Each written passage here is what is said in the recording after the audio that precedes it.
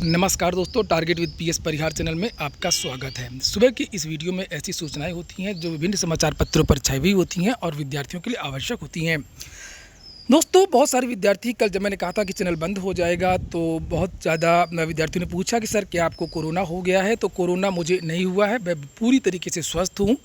कुछ बातें हैं, मैं एक विस्तृत वीडियो बना करके आप लोगों को पूरी बात बताऊंगा, लेकिन हाँ, ये निश्चित है कि नियमित वीडियो फिलहाल नहीं आ पाएंगे। अब मैं बताता हूं आज के समाचार पत्रों को। सबसे पहली सूचना है, अपर निजी सचिव के लिए अब स्नातक योग्यता व CCC जरूरी। CCC को अनिवार्य कर दिया गया है।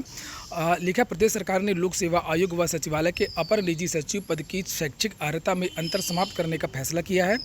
अब अपर निजी सचिव के लिए स्नातक योग्यता व डोइक सोसाइटी का सर्टिफिकेट कोर्स इन कंप्यूटिंग यानी कि CCC जरूरी होगा। इसके लिए उत्तर प्रदेश लोक सेवा आयोग अधीनस्थ सेवा द्वितीय संशोधन नियमावली 2020 के मसौदे को कैबिनेट बाई सर्कुलेशन की मंजूरी दे दी गई है।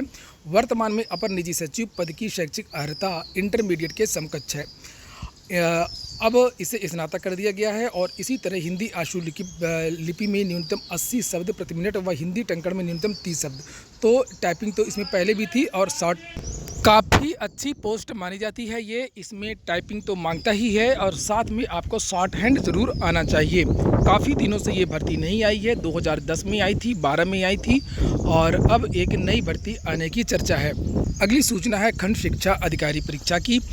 इसकी उत्तर कुंजी कल ही जारी कर दी गई। लोक सेवा आयोग काफ़ी तेज़ी से कार्य कर रहा है और अगर कोरोना नहीं होता तो वाकई लोक सेवा आयोग काफ़ी कुछ भर्तियां कंप्लीट कर देता।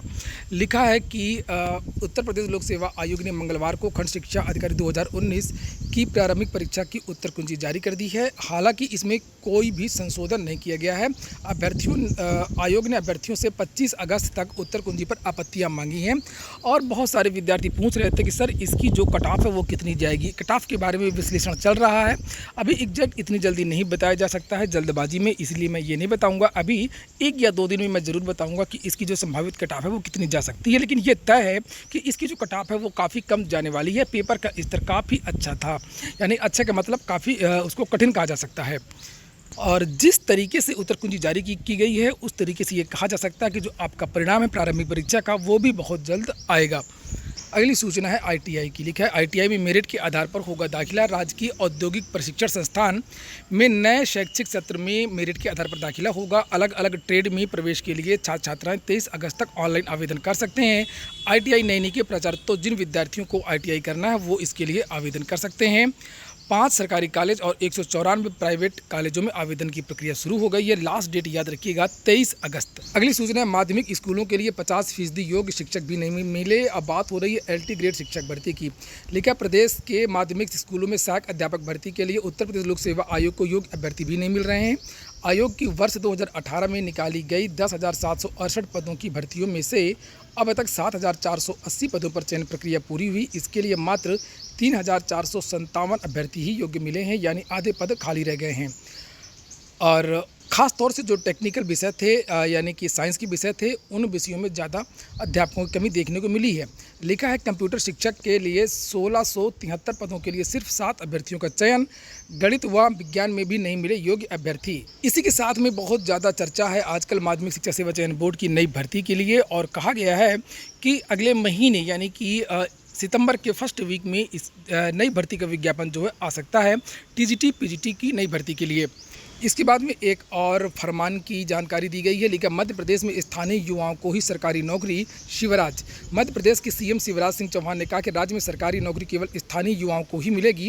राज्य के संसाधनों पर यहाँ के निवासियों का पहला अधिकार है। मुख्यमंत्री ने मंगलवार कैबिनेट मंत्रियों और वरिष्ठ अधिकारियों से बैठक के बाद में कहा, इसके लिए कानूनी प्रावधान किया जा रहा है। इससे पहले स्वतंत्रता दिवस के भाषण में भी उन्होंने सरकारी नौकरियों में स्थानीय लोगों को ही प्राथमिकता देने की बात कही थी। उन्होंने कहा कि इस तरीके की काफ़ी राज्य कोशिश कर रहे हैं, जैसे उत्तराखंड ने तो पहले ही कर रखा है, मध्य प्रदेश भी करने वाला है, और अगर ऐसा है तो फिर उत्तर प्रदेश में भी इस तरीके का कानून बनाना चाहिए सरकार को।